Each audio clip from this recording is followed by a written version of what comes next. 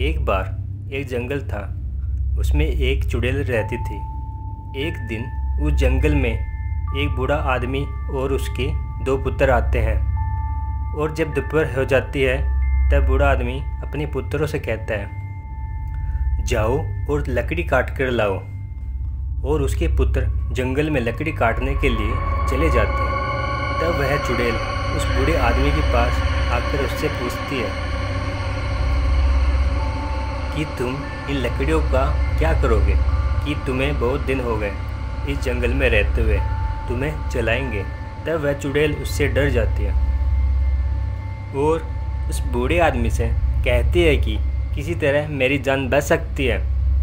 तब वह बूढ़ा आदमी बोलता है कि अब तो एक ही उपाय है कि तुम रोज़ 2 किलो गेहूँ लाकर दो तो तुम्हारी जान बच सकती है। चुड़ैल बोलती है, ठीक, मैं ऐसा ही करूँगी। और वो चुड़ैल वहाँ से चली जाती है। उसके बाद बूढ़े आदमी के पुत्र उस जंगल में लकड़ियाँ काट कर आते हैं और वहाँ पर एक झोंपड़ी बनाकर वहीं पर रहते हैं। और वह चुड़ैल उन्हें रोज़ 2 किलो गेहूँ देकर चली जाती है।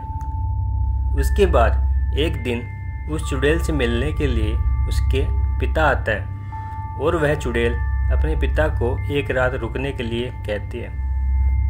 और उस चुड़ैल के पिता एक रात के लिए रुक जाते हैं। जैसे ही अंधेरा होता है,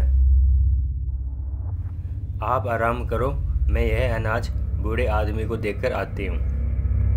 तब उसका पिता कहता है कि तुम एक चुड़ैल होकर एक इंसान से डर गई, तुम रुको, मैं उस बूढ़े आदमी के पास जाकर आता हूँ। तब वह चुड़ैल कहती है, आप रहने दो, कुछ ना कुछ परेशान ही करके आओगे।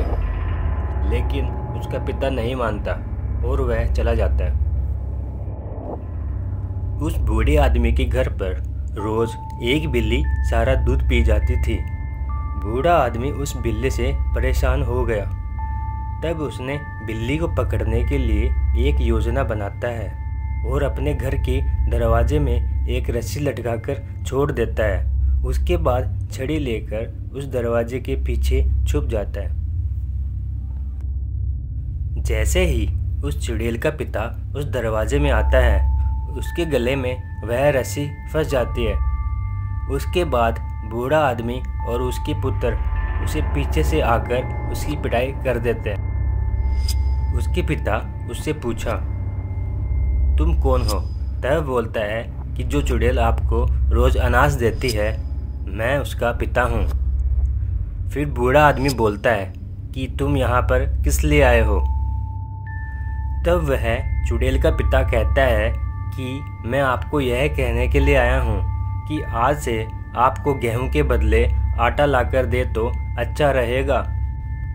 तब वह बूढ़ा आदमी बोलता है, यह तो बहुत ही अच्छी बात है, आज से तुम आटा लेकर ही आना।